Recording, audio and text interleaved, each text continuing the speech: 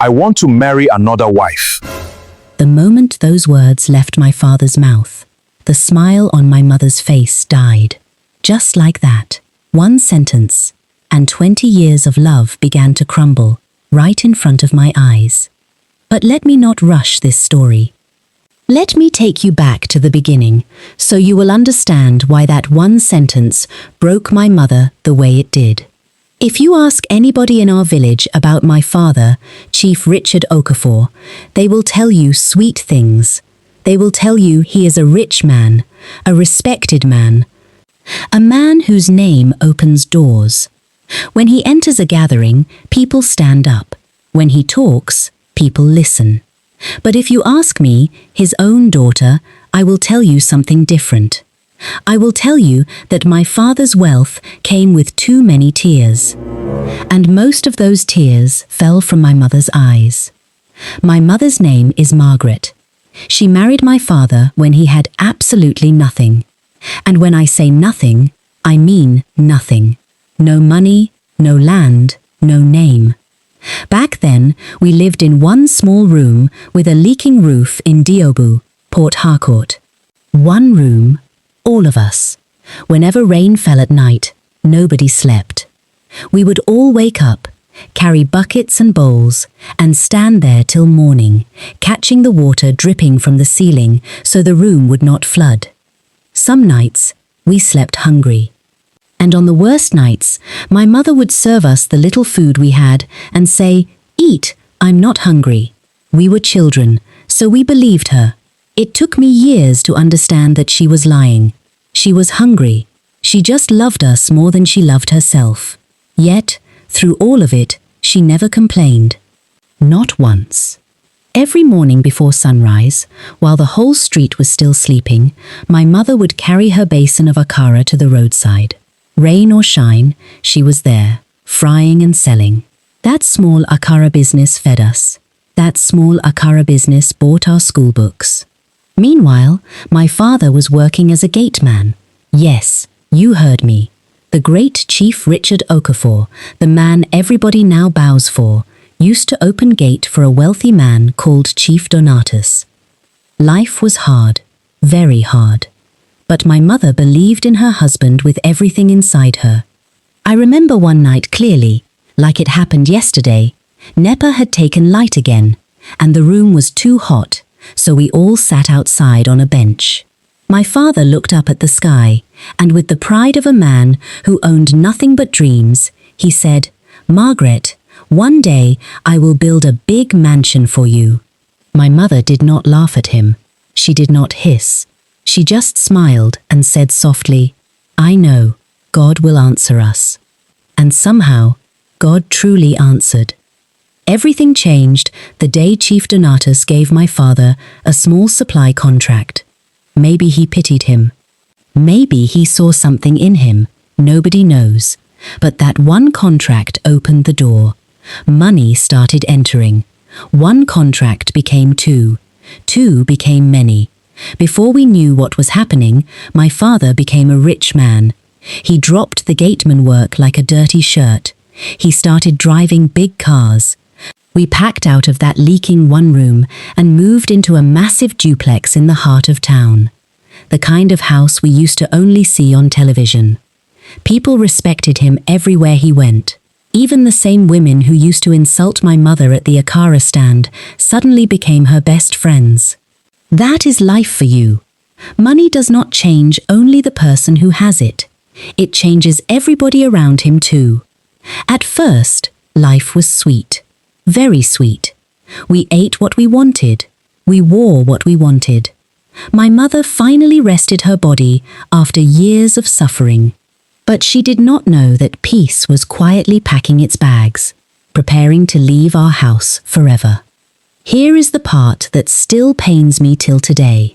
Just 1 week before that terrible night, my father bought my mother a gold necklace. He hung it around her neck himself and called her the only woman who stood by me. I still remember how happy she looked. She kept touching that necklace and smiling like a young girl in love for the first time. That same night, she told my aunt proudly, No matter what people say, Richard can never betray me. She had no idea at all, that her heart was about to be scattered into pieces. It started on an ordinary evening.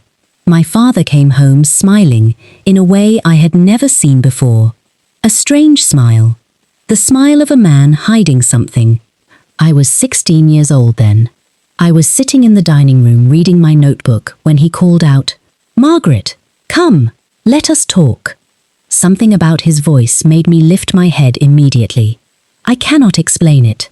My body just knew something was wrong before my ears heard anything. My mother came out from the kitchen, wiping her hands on her wrapper. "What is it?" she asked. My father sat down and adjusted his expensive gold wristwatch, taking his time, like a man about to announce good news. Then he said, "You know, a man at my level needs a bigger family." My heart skipped. Even at 16, I understood what sentences like that usually lead to. My mother laughed nervously. "What do you mean?" And then he dropped it, calm, cold, like he was talking about the weather. "I want to marry another wife." Silence, complete silence. The kind of silence that makes you hear your own heartbeat.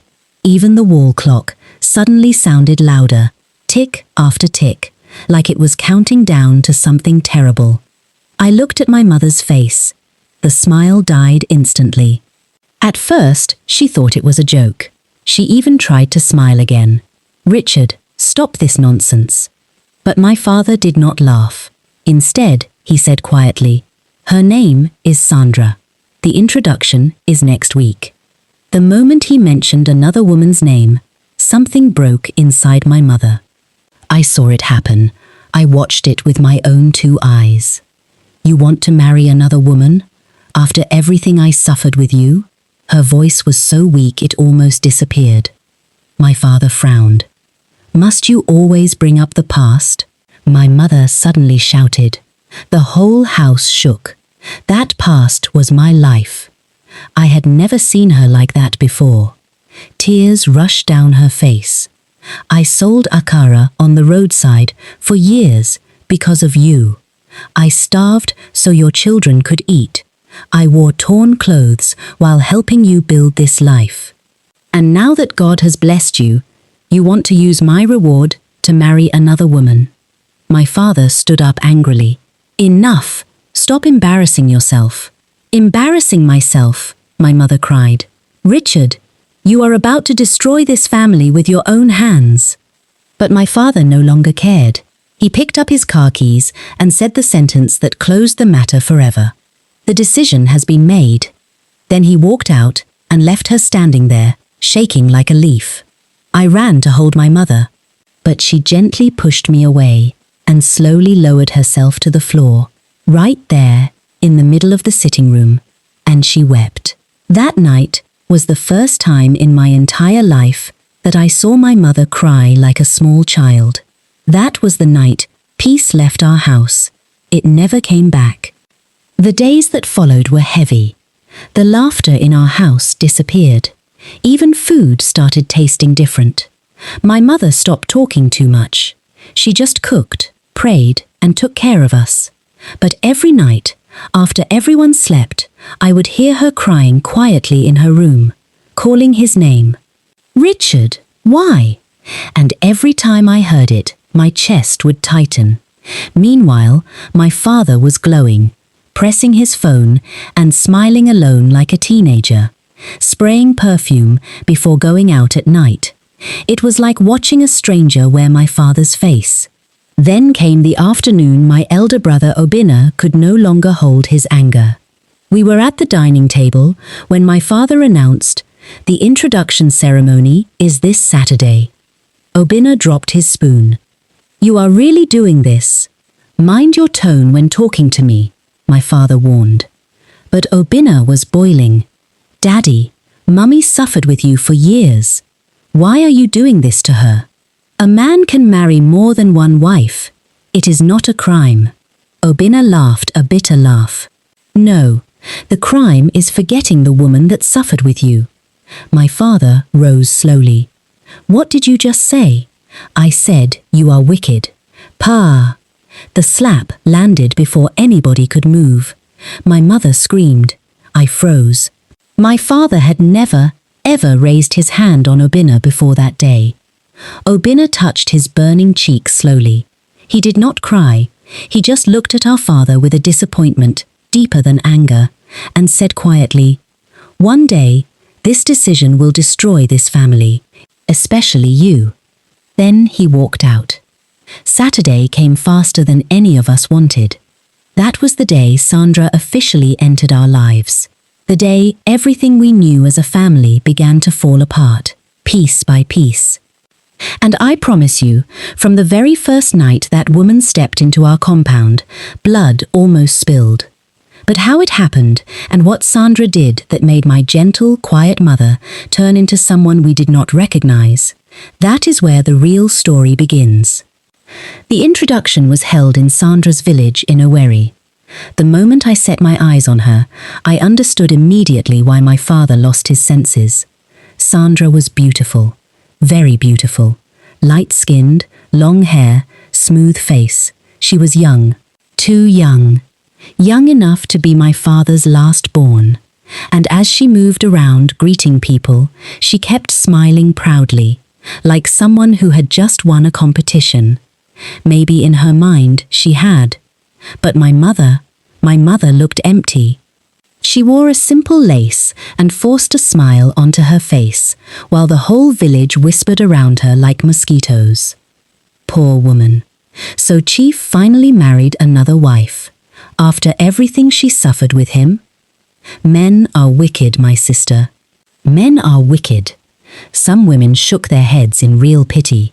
Others covered their mouths and enjoyed the drama, because that is how people are. Somebody's pain is always another person's entertainment. I watched my mother pretend not to hear them, but I knew her too well.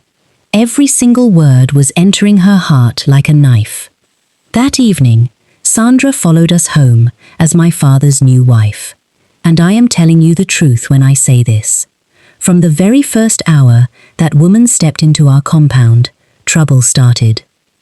My father had prepared the boys' quarters for her, a fine, comfortable place, freshly painted, new furniture. Any reasonable person would have been grateful. But Sandra stood in the middle of the compound, looked at the building, and said boldly, "I cannot live there. I want the main building." My mother came out slowly. "That is my home," she said. Her voice was calm, but I could hear the warning underneath it. Sandra crossed her arms. "I am now Chief's wife too." Everybody turned to my father. This was the moment. The moment for him to stand up like a man and put his new wife in her place. One sentence from him would have settled everything. Instead, my father opened his mouth and scattered our lives. "Margaret, let Sandra use the upstairs master bedroom for now." For a second, nobody spoke. Nobody even breathed. My mother stared at him slowly, like she was looking at a stranger wearing her husband's clothes. "That room?" she whispered. The same room they had shared for years. The room where she nursed his children. "Yes," my father replied impatiently. "Stop behaving childish." What happened next shocked everybody. My mother slowly removed her head tie and threw it on the ground. In our place, when a woman removes her head tie like that, know that something has finished inside her. "You want to push me out of my own bedroom after 20 years. Her voice was shaking. And then Sandra laughed. A small, mocking laugh. Just a little sound from her throat. That laugh opened the gates of hell. Before anybody could blink, my mother had grabbed Sandra's hair. "You want to take my place?" she screamed. Sandra screamed back and held her wrapper. The two of them crashed to the ground, fighting like market women. Hair flying, slaps landing everywhere. Neighbors rushed into our compound. Workers gathered. My father stood there shouting, "Stop! Stop this nonsense!" But nobody listened to him. Why should they? He was the one who carried firewood into his own house and was now surprised to see smoke. That fight was eventually separated, but the war had only just begun. By morning, our compound was the #1 discussion in the whole village. Even people who were not invited to the introduction somehow knew every single detail. Some blamed my mother, some blamed Sandra, but most people blamed my father, and they were right. From that day, peace disappeared completely. Every morning started with quarrel. Every afternoon ended with insults. Every night became war. One evening, my father called both women into the sitting room to settle things. "I will not tolerate nonsense in this house," he warned. "You are both my wives. Respect yourselves." My mother sat quietly, not even looking at Sandra.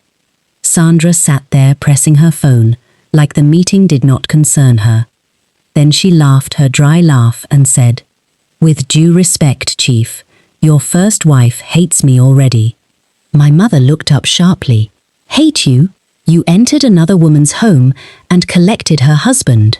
What did you expect? Friendship?" Sandra rolled her eyes. "At least I did not force him to marry me." My mother stood up instantly. "Are you insulting me?" "I am saying the truth." "Enough!" my father shouted, but the damage was done. Sandra stood up, announced that she could not live in a toxic environment, and walked out like a queen. And my father, my own father, sighed and followed her. He left his first wife standing there, alone, broken. That night, I entered my mother's room and found her going through old photo albums, pictures from when they were poor, their small wedding, the one-room apartment with the leaking roof. She touched one photo gently and smiled the most painful smile I have ever seen. "Your father used to love me," she whispered. She said it the way people talk about the dead. I did not know what to say, because honestly, even I no longer recognized my father. Then, 2 months later, the thing my mother feared most happened. Sandra became pregnant. The day she announced it, my father almost carried her on his head. "My son is coming," he shouted, dancing around like a man who had just won election. Meanwhile, my mother sat quietly in the corner, watching. She had given that man 4 children. 4. And he never once celebrated her like that.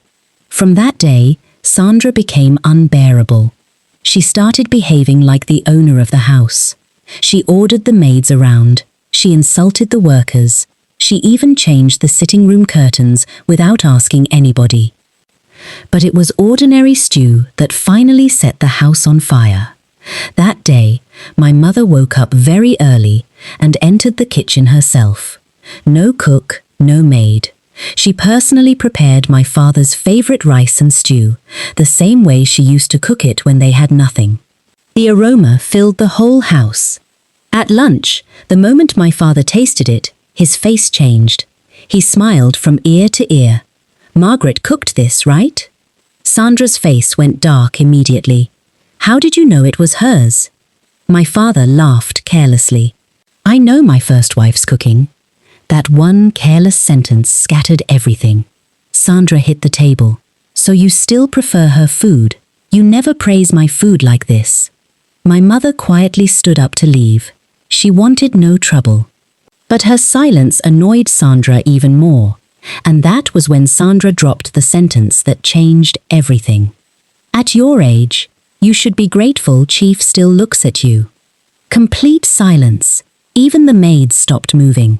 I looked at my mother's face and knew, instantly, that trouble had landed. My mother's fingers tightened around her wrapper. She turned around slowly. "Repeat what you just said," she whispered. Sandra crossed her arms proudly. "You heard me." Before anybody could blink, my mother picked up a full cup of water and poured it directly on Sandra's face. Sandra screamed and jumped up. "Are you mad?" Then, in pure madness, she grabbed the flask of hot stew and threw it at my mother. My mother dodged. The flask flew past her and landed squarely on my father, staining his expensive white clothes. "Ah!" he screamed, jumping up. Plates shattered. Food scattered everywhere, but Sandra was beyond reasoning now. She rushed at my mother. "You bitter old woman!" And she landed a dirty slap across my mother's face. The entire dining room froze. My mother touched her cheek, slowly, in shock. That slap was the biggest mistake of Sandra's life, because before my mother could even react, Obinna had crossed the table. His slap landed on Sandra's face like a gunshot. "You dare touch my mother," he roared. I held Obinna back, shouting, "Leave her. This is between women." Then I faced Sandra myself, and before she could open her mouth, I slapped her too, hard. "Since you like slapping people," I said, "let us see who will get tired first." Sandra held her cheek, stunned. "You children have no respect." "Respect?" Obinna laughed bitterly. "You entered this house and turned everybody's life upside down." My father slammed the table. "Enough! Have all of you gone mad? Sandra is pregnant." He demanded that we all apologize to her. We refused. "Let her first apologize to our mother." Sandra hissed and looked away. "I will never apologize to her." In the middle of all that shouting, my mother raised her hand quietly. The whole room went silent. She looked at my father for a long, long moment, and the disappointment in her eyes that day was heartbreaking. "Because of you, Richard, I was slapped in my own house," she said softly. "There is no problem. Let God be the judge." Then she turned and walked away, like a woman whose heart had finally broken completely. 7 months later, Sandra gave birth to a baby boy, and her arrogance grew wings and flew. New cars, expensive jewelry, 2 extra maids. My father practically lived in her room. Meanwhile, my mother went quiet in a way that frightened me. She stopped fighting, stopped asking questions. She faced her provision shop and her children, and left the rest for God. Sandra thought she had won. She had no idea. Because one Sunday evening, my father called an emergency family meeting. Sandra sat beside him. My mother sat quietly. Obinna folded his arms. My father cleared his throat and said, "What I am about to say may upset some of you." My stomach tightened. I knew that tone. I had heard it before, 4 years earlier. Then he dropped the bomb. "I have decided to marry again." The world stopped. Even the ceiling fan sounded louder, and the face that lost its color first was not my mother's own. It was Sandra's. What happened next in that sitting room, nobody in our family will ever forget. Because for the first time, somebody raised a hand and touched Chief Richard Okafor's face. "I have decided to marry again." Those words were still hanging in the air when Sandra's hand flew. "Pa!" She slapped my father across the face, in front of everybody. The sound echoed round the sitting room, and the whole house froze. Even my father looked shocked. The great Chief Richard Okafor, slapped in his own sitting room, by the same woman he scattered his family to marry. He touched his cheek slowly. Then his face turned dangerous. "You are lucky I do not beat women," he said in a low, deadly voice. "If you ever try that again, I will feed your body to dogs." Even Sandra feared for a moment. Then she shocked us again. She dropped to her knees right there.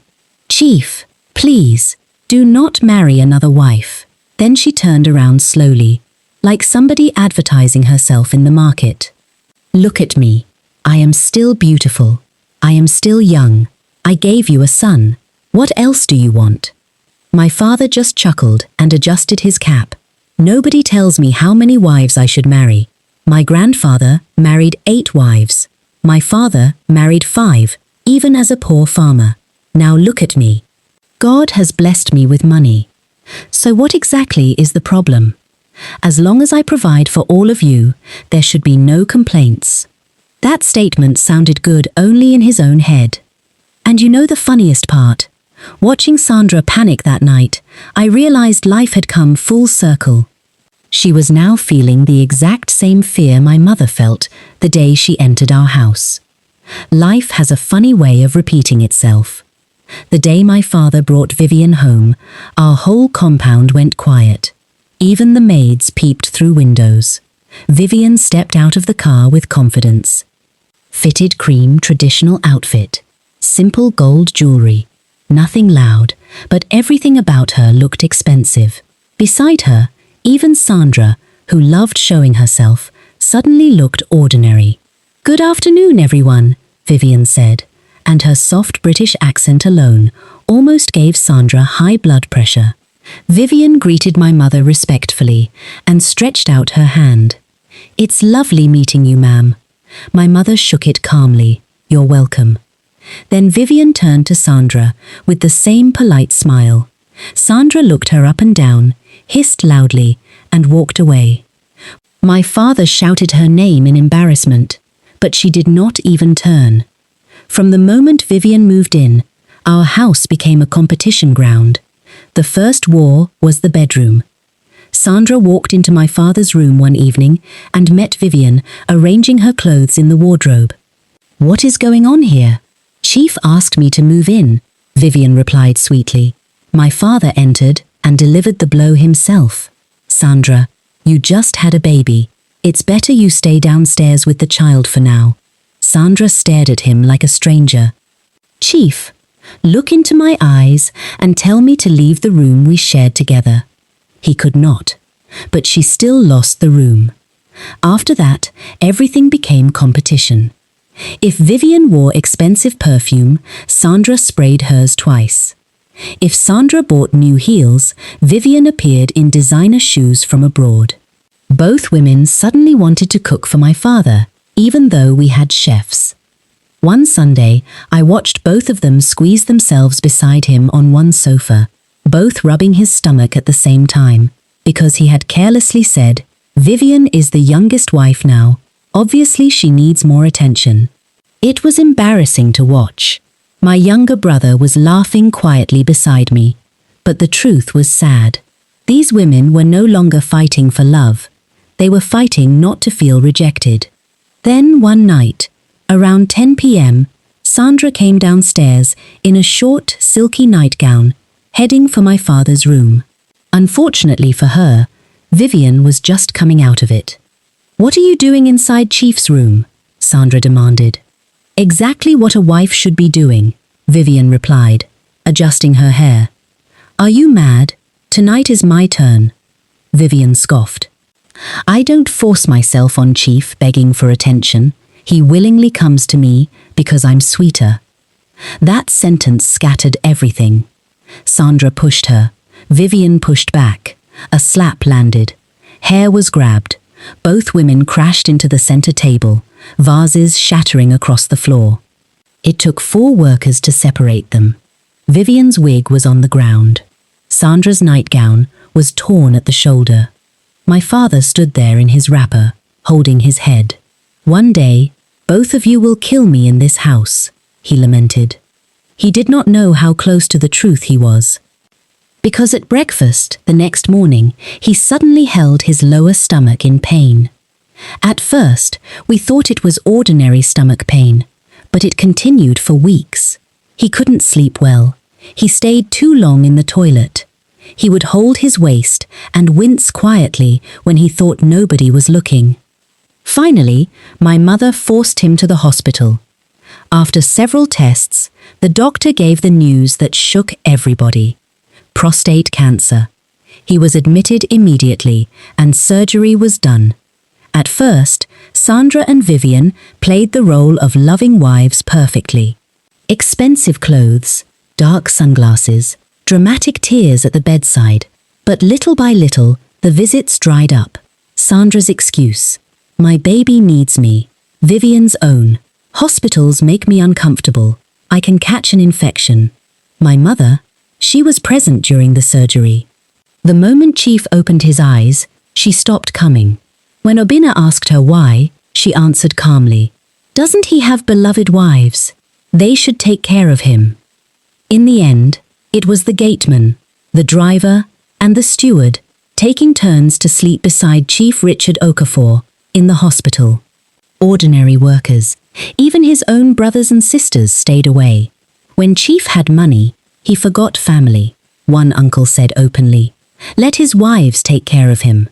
Money had bought him everything, except one person to truly love him. He came home after 3 weeks a different man.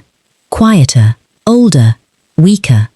The first night, he gathered the wives and exploded. "All of you disappointed me. None of you truly cared about me. You only cared about my money." Then his eyes landed on my mother. "Margaret, even you abandoned me?" There was deep regret in his voice. My mother's face stayed calm.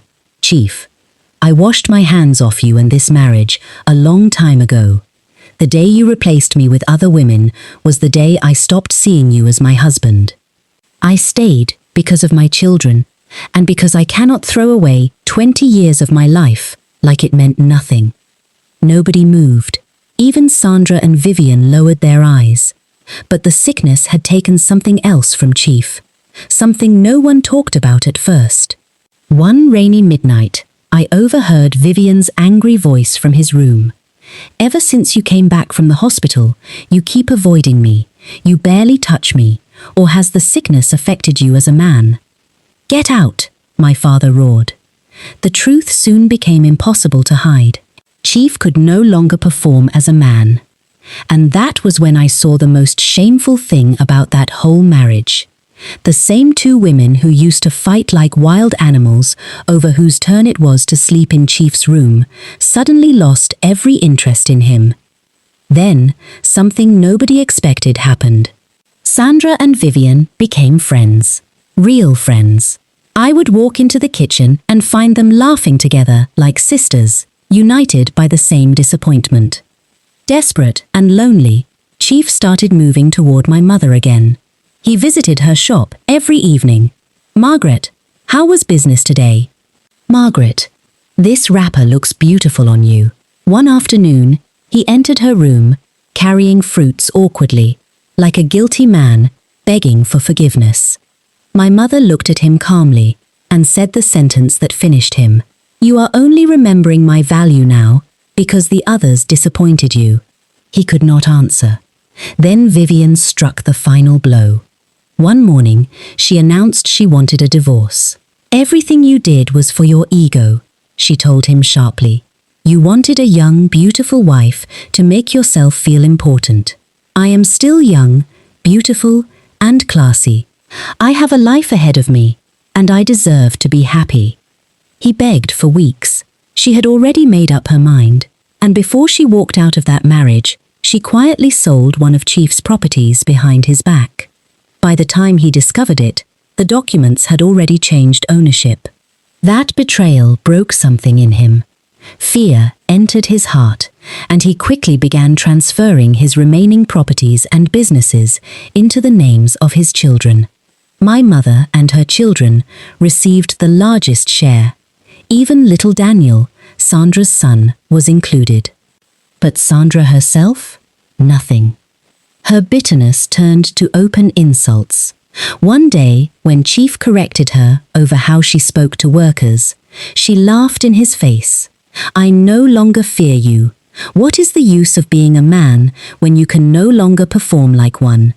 A real man knows how to satisfy his woman, not someone with a dead manhood." She said it in front of the workers. Chief stood there, completely stunned, his pride shattered before everyone. Meanwhile, on the other side of the house, God was writing a different story. My mother's small provision shop grew into multiple supermarkets. Money flowed steadily. Peace returned to her life. And the day Obina's university admission letter arrived, my mother sat down and cried. But for the first time in years, those were tears of joy. As for Chief, life humbled him completely. One evening, he gathered all of us and said something we never expected. "I failed all of you. I spent too much time chasing women and forgot the people who truly loved me." Then, while trying to stand, he lost balance. Obina rushed forward and caught him. Chief held my brother's hand tightly, and tears filled his eyes. For the first time in my entire life, I saw my father cry openly. I should have done better, he whispered. But life was not yet done with him. One afternoon, he returned home early from a medical checkup. Sandra thought he would stay long at the hospital. Unfortunately for her, she was inside her room with another man. Chief's scream shook the whole mansion. Workers ran upstairs. I followed. Sandra was struggling into her clothes while the half-naked man pushed past everyone and fled. Chief stood frozen at the door, and then, suddenly, he collapsed. He survived, but he was never the same again. The shock triggered a stroke. One side of his body went weak. His speech became difficult. The man who once controlled everybody could no longer walk without help. Sandra was quietly sent out of the mansion in disgrace. The same woman who once entered proudly through that gate to replace another woman now left through the same gate in shame. After that, the mansion became painfully quiet. No more competition, no more fake love, no more shouting, only silence, regret, and memories. Chief spent his remaining years surrounded by the children he once ignored while chasing pleasure. Sometimes, late at night, I would catch him staring at old family photographs with tears in his eyes. Because by then, he had finally learned the painful truth. Too late. A house filled with many women is not always a home. Moral lessons. Never abandon the person who suffered with you. The woman who stood by you in poverty is not the one to throw away in wealth. Anyone who only meets you at the top does not know the cost of the climb. Money tests character more than poverty does. Chief Richard was a faithful husband as a poor gateman. It was wealth that exposed who he truly was. Riches do not change a person, they reveal him. What you plant, you will harvest. Sandra broke another woman's home and lived long enough to feel the same fear when Vivian arrived, and to leave through the same gate in disgrace. Life repays everyone in their own coin. Beauty fades and pleasure ends, but true love is proven in sickness. When Chief lay in the hospital, it was not his young wives who stayed. Those who love your money will disappear the day your money can no longer serve them. A woman's silence is not weakness. Margaret stopped fighting and handed her case to God, faced her business and her children, and in the end, she won without shouting. Sometimes, the best revenge is to step back and let life do the fighting. Greed destroys faster than poverty. One wife was not enough. Two were not enough. In the end, chasing more cost Chief his health, his pride, his property, and his peace. Children are watching. Chief's choices did not only wound his wife, they wounded his children and scattered their home. Every decision a parent makes builds or breaks the family. It is better to have one home filled with peace than a mansion filled with wives and war. Because at the end of everything, a house filled with many women is not always a home.